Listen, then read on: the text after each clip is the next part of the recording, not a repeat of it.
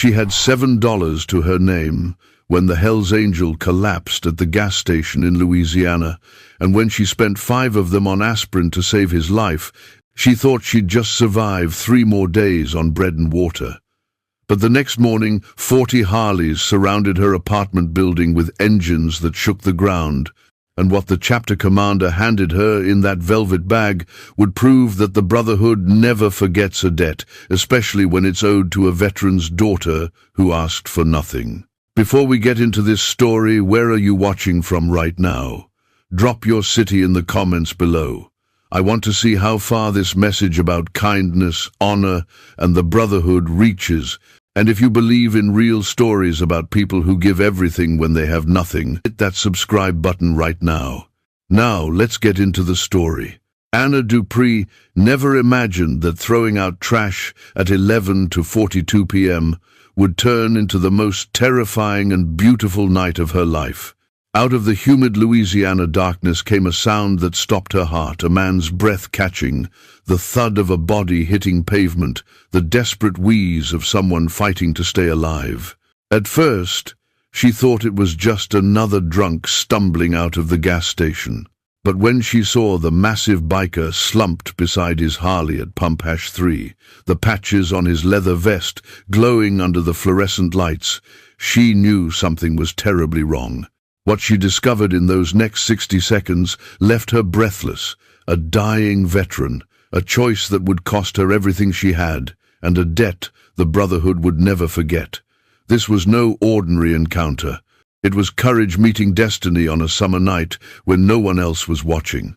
The Red Bird Diner sat at the edge of Highway 61, a tired little building with a neon sign that had been flickering for 3 years. Inside, the smell of burnt coffee and old grease hung in the air like a permanent resident. Outside, the Louisiana heat pressed down even at night, thick and wet, the kind that made your shirt stick to your back. Anna Dupree wiped down the last booth, her red uniform stained with ketchup and exhaustion. Her feet ached, her lower back screamed.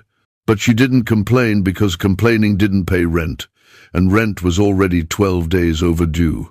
She reached into her apron pocket and felt the 2 things that defined her entire world right now: a crumpled bus transfer and 5 $1 bills folded twice. $7 total. 2 for the bus ride home, 5 for a loaf of bread and 2 eggs to last her until payday, 3 days away if she was lucky. 4 if her boss decided to process payroll late again. Anna had done the math 17 times already. There was no wiggle room, no margin for error, no backup plan. She was surviving on fumes and prayers. Her manager, a thick-necked man named Dale who smelled like cigar smoke and cheap cologne, poked his head out from the back office. "You done yet, Dupree?" "Almost," Anna said, forcing a smile. "Good. Lock up when you leave. And don't forget to take the trash to the dumpster. I ain't paying overtime for you to lollygag." He disappeared back into his office without waiting for a response. Anna exhaled slowly, grabbed the trash bag from behind the counter, and pushed through the back door into the night. The air outside was somehow thicker than inside. Crickets screamed. Somewhere in the distance, a dog barked. The gas station across the parking lot, a run-down Texaco, with 2 working pumps and a convenience store that sold more lottery tickets than groceries, was the only other light for miles. Anna dragged the trash bag toward the dumpster, her mind already on the bus ride home. The cold shower she'd take to save on the water heater, the way she'd ration those 2 eggs across 2 days. That's when she heard it. A groan. Low, pained, human. Anna froze, the trash bag slipping from her fingers. Then came the sound of a body hitting pavement, heavy, final, wrong. Her heart kicked into overdrive. She turned toward the gas station and saw him. A man massive, bearded, grey, slumped beside a black and chrome Harley at Pump #3. His chest heaved in short, desperate gasps. His hand clutched at his left arm. His face was pale, slick with sweat that caught the fluorescent light. And across his back, stitched in bold letters on a leather vest, were words that made her breath catch. Hell's Angels, Louisiana. Chapter. Anna's pulse hammered in her ears. She'd heard the stories. Everyone in rural Louisiana had. Bikers were dangerous. Bikers were trouble. Bikers were people you didn't look at too long, didn't talk to, didn't get involved with. Her feet wanted to turn around. Her brain screamed at her to walk away, get on the bus, go home, stay safe. But then the man's eyes found hers, and she saw it. Fear, pain, the look of someone who knew they were dying and couldn't stop it. Anna's mind flashed to another night. 7 years ago, a different parking lot, a different man on the ground. Her father, a veteran who'd collapsed outside a VA clinic while strangers walked past, too afraid, too busy, too indifferent to stop. By the time someone finally called 911, it was too late. Anna had sworn, kneeling beside his hospital bed, holding his cold hand, that she would never be one of those people, never walk past someone in pain, never let fear be louder than her humanity. She ran. Her worn shoes slapped against the pavement as she sprinted toward the man. She dropped to her knees beside him, her hands shaking. Sir, can you hear me?" His lips moved, barely. A whisper so faint she had to lean in. "Aspirin, wallet, forgot, meds, a heart attack." Anna's breath caught. She looked around wildly, no one. The gas station clerk was inside, scrolling on his phone, oblivious. She had seconds, maybe less. She stood and ran into the convenience store, the bell above the door jangling. "Aspirin! Water! Now!" The clerk, a skinny kid with acne and a bored expression, looked up slowly. "Aisle 3. I don't have time. Give me aspirin." The kid sighed, reached under the counter, and pulled out a small bottle. $4.19. Anna's hands fumbled into her apron. She pulled out the 5 crumpled dollar bills, her entire world, and slapped them on the counter. "Keep the change." She didn't wait for a response. She grabbed the bottle and the water from the cooler and ran back outside. The biker was worse now, his breathing shallow, his eyes unfocused. Anna twisted the cap off the aspirin bottle, her hands shaking so hard she almost dropped it. She knelt beside him, placed one hand gently on his shoulder. "Stay with me. I need you to chew these, right now." She pressed 2 aspirin into his palm. He stared at them, confused, struggling. "Chew them," Anna repeated, her voice breaking. "Please." He obeyed slowly, weakly. A minute passed, then another. His breathing steadied, just barely, but it was something. Anna's eyes burned with tears. She refused to let fall. "My name's Anna," she whispered. The man's gaze found hers. His voice was a rasp. "Fred. You're going to be okay, Fred. Help is coming." But even as she said it, she had no idea if it was true, or if she'd just spent her last $5 on a man who might not make it through the night. What Anna didn't know, couldn't have known, was that Fred McGurney wasn't just a Hell's Angel. He was their chapter commander, a Vietnam veteran, a man the entire Louisiana biker world loved like a father, and she'd just saved his life. Anna knelt beside Fred, her hand still on his shoulder, feeling every labored breath like it was her own. The night pressed in around them, thick, humid, silent except for the hum of the gas station's fluorescent lights and the distant cricket song. Then she heard it, a rumble in the distance, low, deep, growing. Anna's head snapped up. 3 headlights cut through the darkness, racing down Highway 61 like missiles. The roar of engines grew louder, closer, until the sound filled the entire world. 3 motorcycles skidded into the gas station, gravel spraying, chrome flashing under the lights. The riders dismounted before their bikes even stopped, big men, leather vests, boots, hitting pavement like hammers. Anna's heart hammered. She didn't move, didn't breathe. The first man, tall, grey ponytail, face like weathered stone, ran straight to Fred and dropped to his knees. "Fred!" Oh hell, what happened? His voice cracked with panic Anna hadn't expected. He had a heart attack, Anna stammered. I gave him aspirin. I called 911. They're coming. The man's eyes snapped to her, sharp, assessing. You did that? Anna nodded, her voice small. I used what I had. I'm sorry, I didn't know what else. You gave him aspirin. The second biker, shorter, barrel-chested, tattoos crawling up his neck, stepped closer. How long ago? Maybe 3 minutes. The third man, massive, quiet, with hands like cinder blocks, knelt and checked Fred's pulse. His voice was surprisingly gentle. Pulse is steadier, colors coming back. He looked up at Anna. You saved his life, ma'am. Anna blinked. Most folks would have run, the first man said, his voice thick with something Anna couldn't name, especially from us. Fred's eyes fluttered open. His gaze found Anna, then his brother's. Joe. His voice was barely a whisper. The tall man Joe leaned in. I'm here, brother. We're all here. She stayed, Fred rasped. Spent her last money. Joe's jaw tightened. He looked at Anna with an intensity that made her want to step back. You spent your own money on him? Anna's throat went dry. It wasn't much, just $5. It was all It was everything, the barrel-chested man said quietly. Sirens wailed in the distance. The massive biker, Big Kit, Anna would learn later, stood and placed himself between Anna and the approaching lights like a shield. Paramedics coming. We'll handle this. You should go, ma'am, before questions start. But Anna couldn't move. Her legs felt like concrete. The ambulance screamed into the lot, red and blue lights painting everything in chaos. Paramedics rushed out, took over, asked rapid-fire questions. Joe answered with military precision. As they loaded Fred onto the stretcher, his hand shot out and grabbed Joe's vest.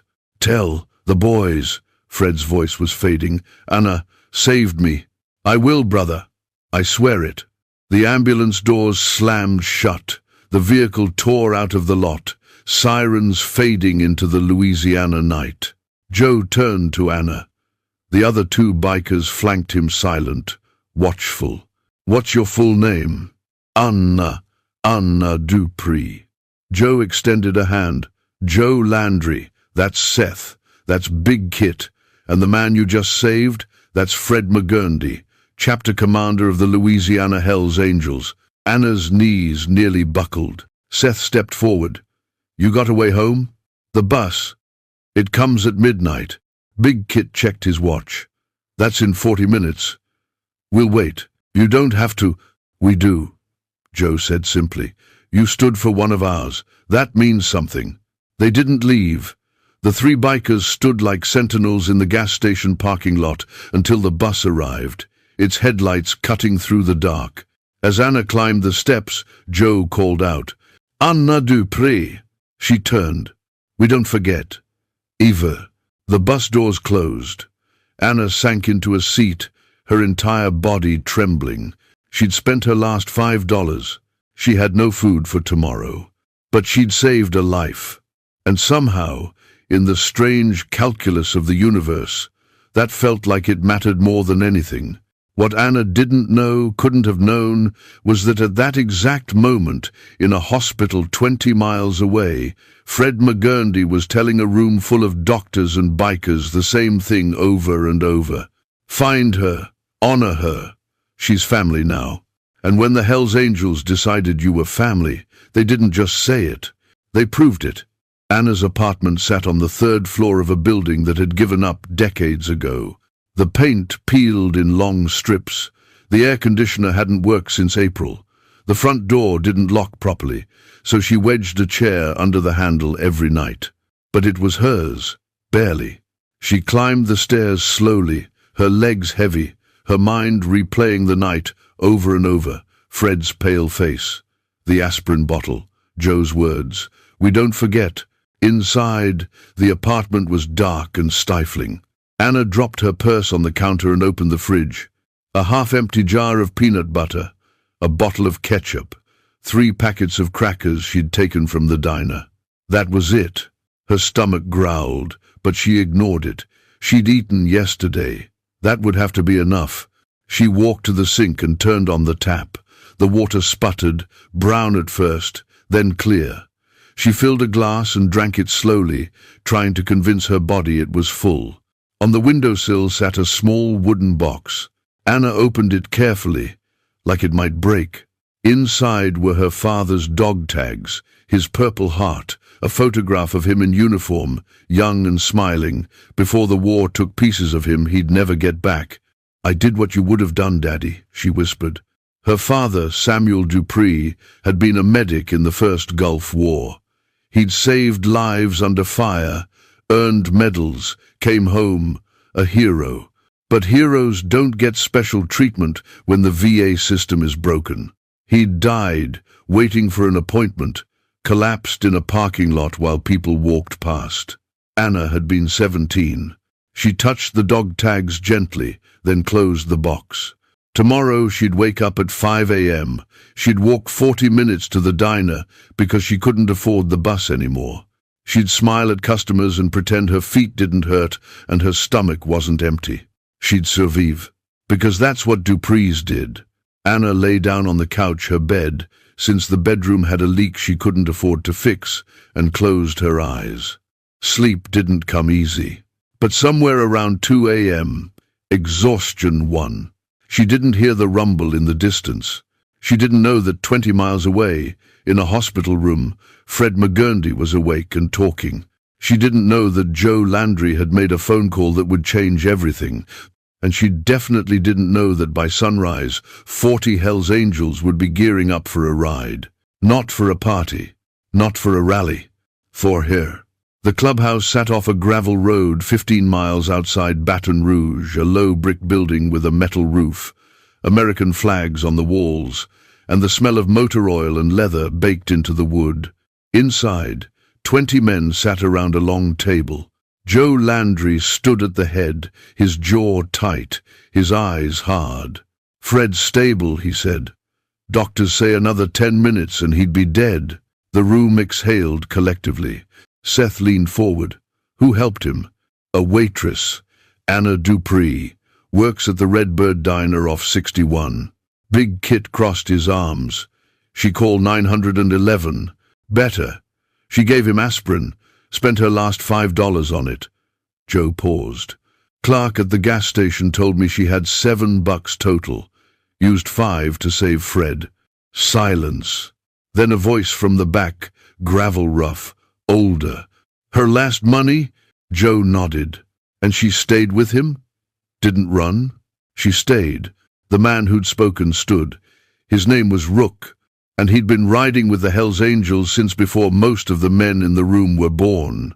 "That's rare," Rook said quietly. "Real rare." Another biker, younger, hungry-looking, spoke up. "So what do we do?" Joe pulled out his phone and set it on the table. "I did some digging. Anna Dupree, 28 years old. Father was Samuel Dupree, Marine Corps medic, Purple Heart, died 7 years ago waiting for VA care."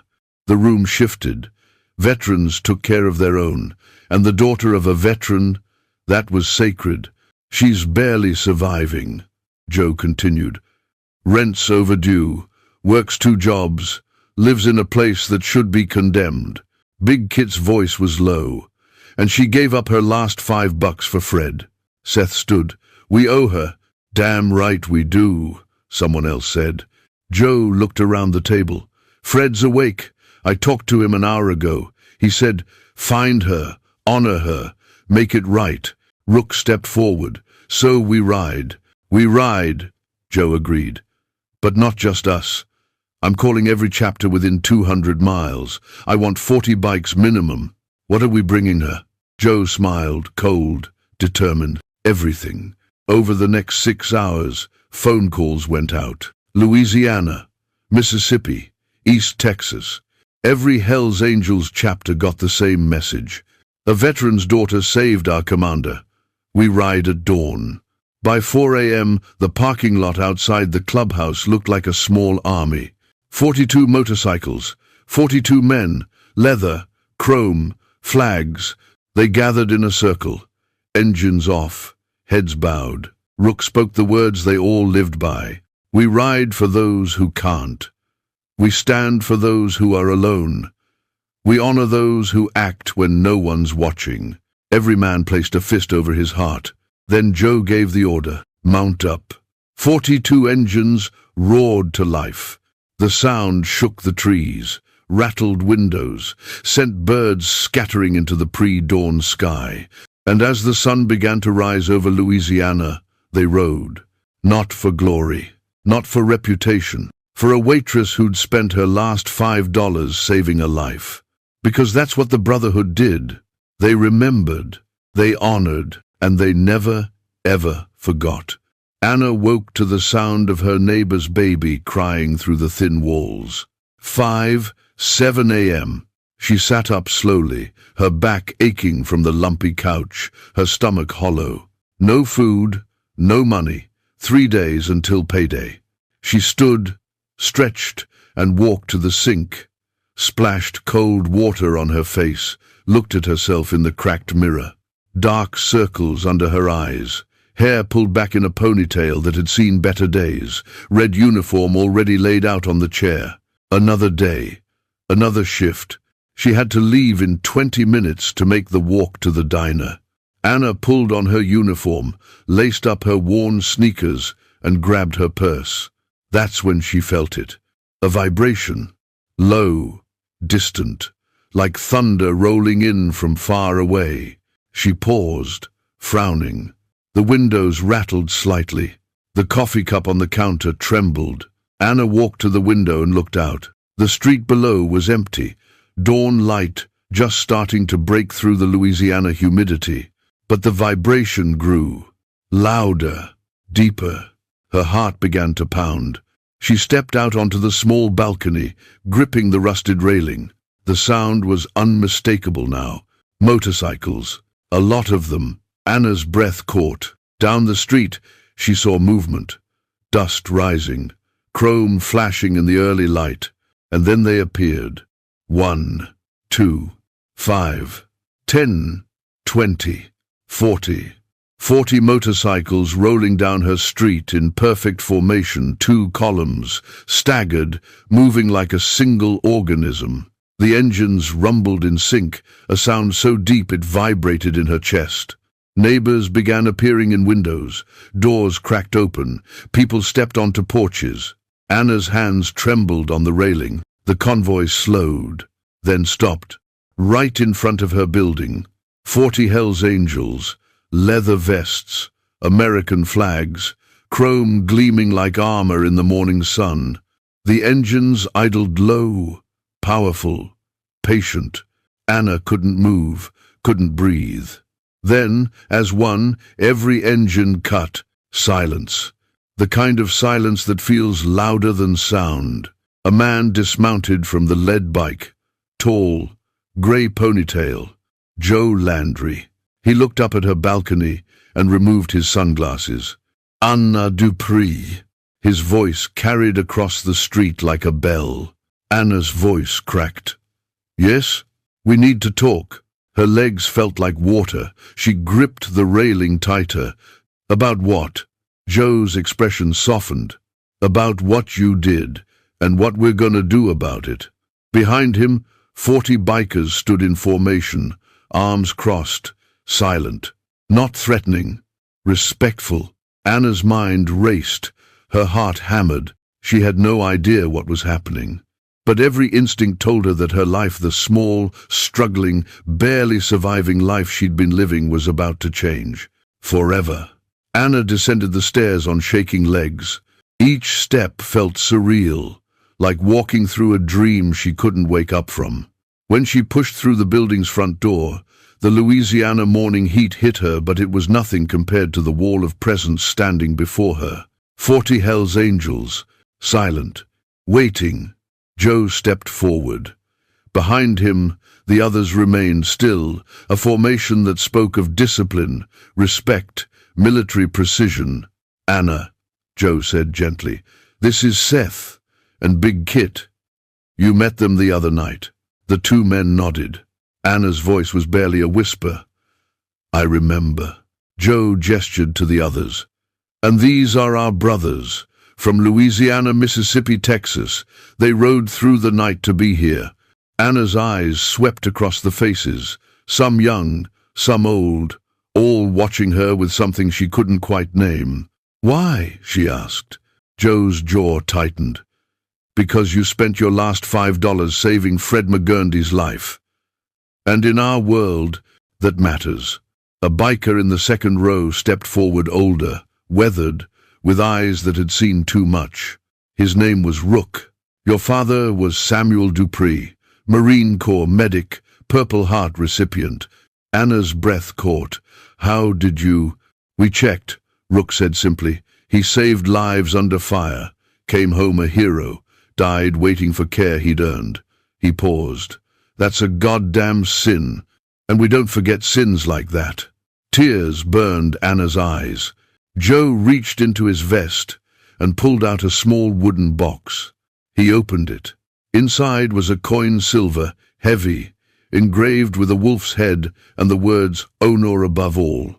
"This is our chapter's honor coin," Joe said. "Only 12 people have ever received one.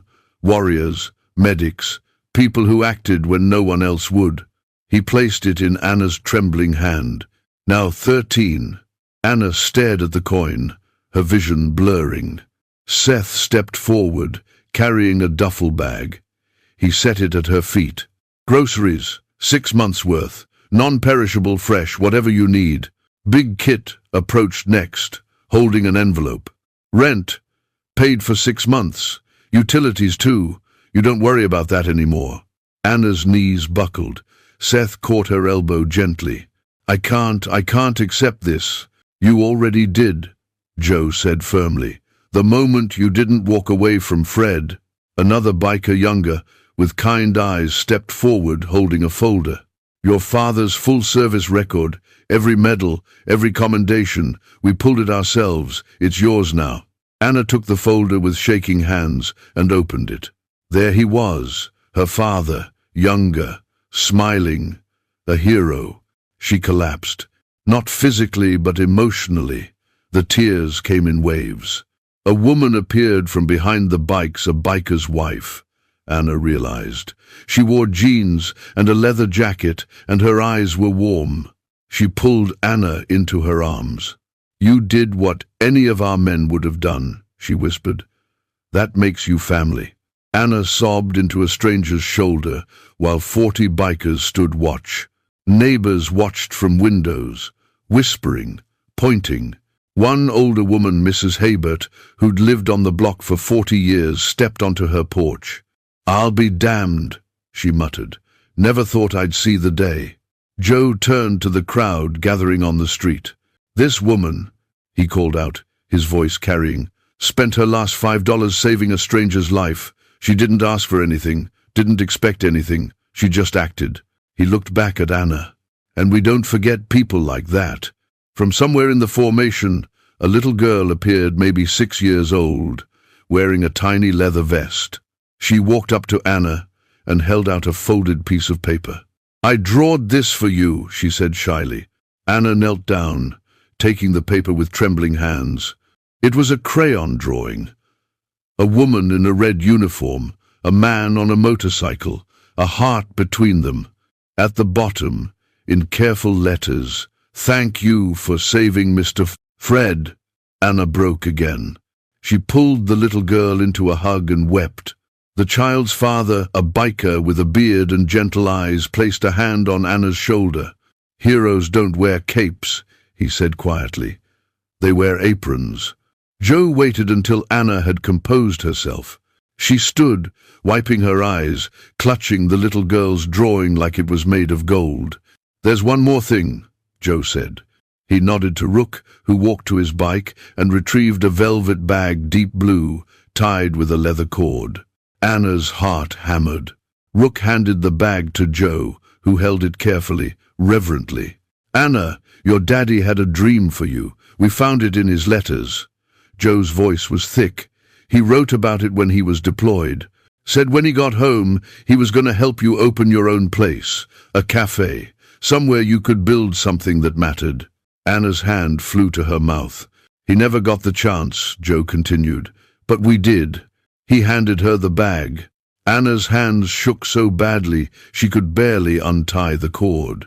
Inside was a folder. Official. Legal. She pulled it out and opened it. The words blurred through her tears, but she caught enough. Deed of ownership. 227 Main Street, Baton Rouge, Louisiana. Owner, Anna Marie Dupree. It's a cafe, Joe said quietly. Small, needs work, but it's yours, paid in full, no mortgage, no rent, just yours. Anna couldn't speak, couldn't breathe. Seth stepped forward. We'll help you fix it up. Paint, repairs, equipment, whatever you need. Big Kit added. And we know a supplier. Restaurant-grade stuff. We'll get you set up. Anna sank to her knees on the pavement. The deed clutched to her chest. I don't understand, she whispered. Why? Why would you do this? Joe knelt beside her. Because your father saved lives and got nothing. Because you saved Fred and asked for nothing. Because this world takes from people like you, and we're tired of watching it happen. He placed a hand on her shoulder. You're family now, and family takes care of family. Rook's voice rumbled from behind. Your daddy wanted you to have a kingdom. Now you got one. Anna looked up at the 40 men standing around her. They weren't strangers anymore. They were brothers. Guardians. Family. Joe stood and raised 2 fingers, a signal. Every biker in formation crossed their right fist over their heart. Then Joe spoke words that would echo in Anna's soul forever. We ride for those who can't. We stand for those who are alone. We honor those who act when no one's watching. 40 voices responded in unison. Honor above all. The street erupted. Neighbors clapped. Some cried. Mrs. Haber shouted, God bless you, boys. The little girl tugged Anna's hand. Are you going to make pancakes in your cafe? Anna laughed through her tears. Yeah, sweetheart. I'm going to make the best pancakes you ever had. Joe helped Anna to her feet. One more thing. He walked to his bike and pulled out a frame. Inside was her father's purple heart, the one she'd kept in the wooden box by her window. But now it was professionally mounted, with his name engraved on a brass plate. S.G.T. Samuel Dupree, Medic, USMC, Hero, Father, Guardian. This goes above your register, Joe said, so everyone knows who you come from. Anna took the frame, her hands trembling. Thank you, she whispered. Thank you. Joe smiled. Don't thank us. Just make that cafe everything your daddy dreamed it would be. He turned to his brothers. Mount up. 40 engines roared to life, a sound so powerful it shook windows, rattled gates, and sent a flock of birds scattering into the sky.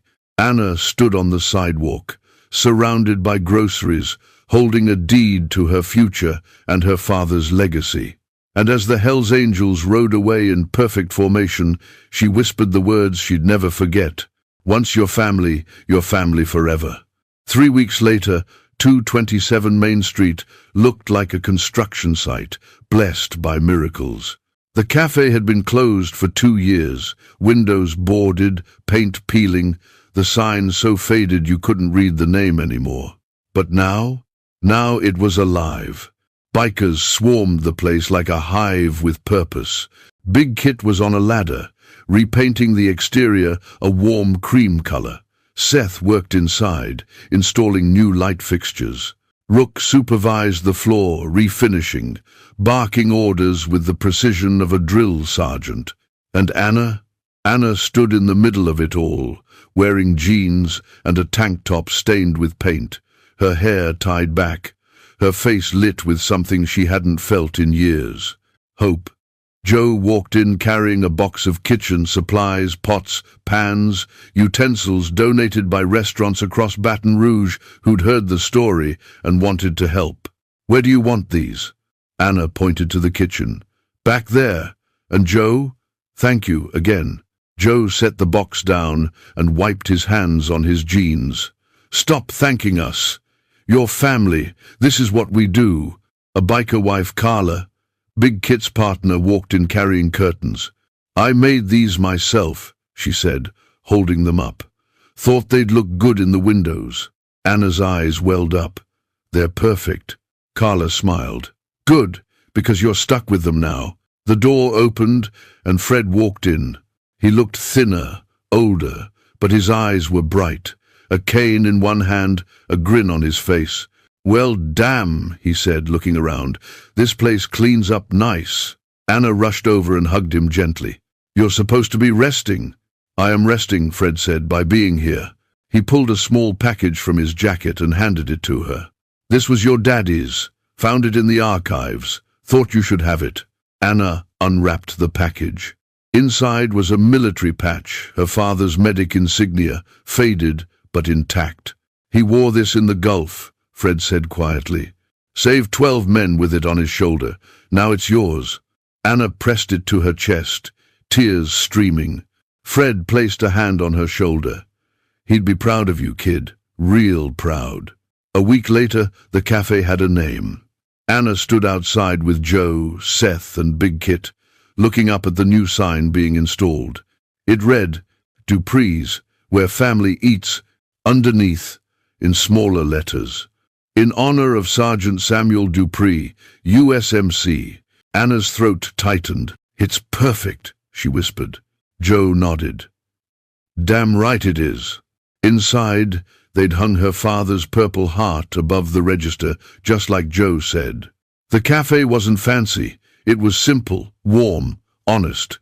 Checkered tablecloths, wooden chairs, a jukebox in the corner that played Creedence and Hank Williams, and on the wall behind the counter, a photo. 40 Hells Angels standing in formation in front of Anna's old apartment building. A reminder, a legacy, a promise kept. One evening, as Anna prepped for the soft opening, the door opened. Mrs. Hebert walked in, the neighbor who'd watched everything unfold. "I came to apologize," she said. Anna frowned. "For what?" "For judging them. The bikers. I thought they were trouble." She looked around the cafe. "But they gave you a life, and that's more than most folks with clean hands ever do." Anna smiled. "They're good men." Mrs. Hebert nodded. "The best kind, the kind who show up." She handed Anna an envelope. "It's not much, but I want to be your first investor. I believe in you, child." Inside was $200. Anna hugged her, tears flowing again. "You're gonna make me cry every day, aren't you?" Mrs. Hebert muttered. "Probably." That night, as Anna locked up, her phone buzzed. A text from Joe. "Grand opening Saturday. We'll be there. All of us." Anna smiled. She looked around her cafe, her kingdom, built on kindness, honor, and a $5 bottle of aspirin. And she knew, deep in her bones, that this was just the beginning. Saturday morning arrived with perfect Louisiana sunshine. Anna woke up at 4 a.m., too nervous and excited to sleep. She'd spent the last 2 days baking pies, prepping batter, organizing tables. Everything had to be perfect. Not for herself, for them. By 7 a.m. she was at the cafe, turning on lights, brewing coffee, setting out fresh flowers Carla had brought. At 8:30, the first rumble started. Anna's heart leapt. She walked to the door and looked out. Down Main Street they came. 40 motorcycles. The same formation, the same brotherhood. They parked in a line along the street, chrome gleaming, engines rumbling, flags waving in the breeze. Joe dismounted first, followed by Fred, Seth, Big Kit, Rook, and the others.